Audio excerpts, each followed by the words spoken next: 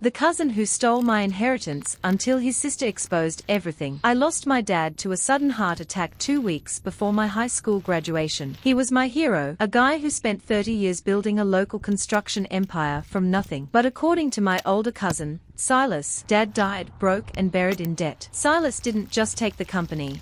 He kicked me out of our family home and watched me move into a state-run group home, with nothing but a duffel bag and my dad's old watch. Silas was the golden child of the family, the guy who wore $3,000 suits and drove a Tesla while my dad wore grease-stained Carhartts. At the funeral, Silas hugged me and whispered, "I'm so sorry your dad left you with this mess, Jax. I'll try to settle his debts so the bank doesn't come after you." I believed him. I spent 6 months sleeping on a thin mattress in a room I shared with 3 other guys, working double shifts at a car wash just to save for a community college deposit. Silas stopped taking my calls. He ghosted me completely, living in the beach house my father built with his own 2 hands. Then, last Tuesday, Silas's younger sister, Maya, showed up at the car wash. She looked like she hadn't slept in a week. She didn't even say hello.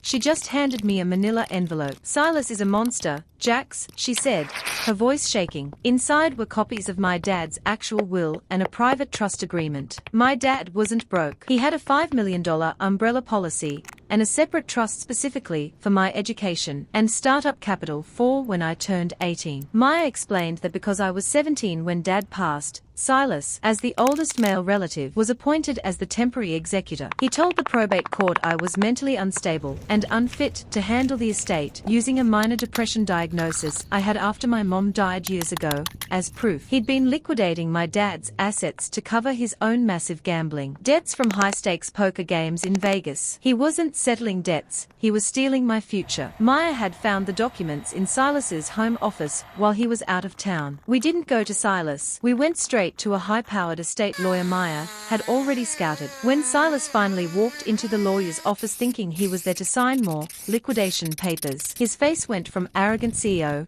to ghost the second he saw me sitting there with the district attorney. Silas is currently facing felony embezzlement and fraud charges. The beach house is back in my name, and Maya is living there with me while she finishes her nursing degree. My dad worked his whole life to make sure I was set, and he almost let his own nephew ruin it. But like Dad always said, the foundation might get buried, but the truth always stands tall.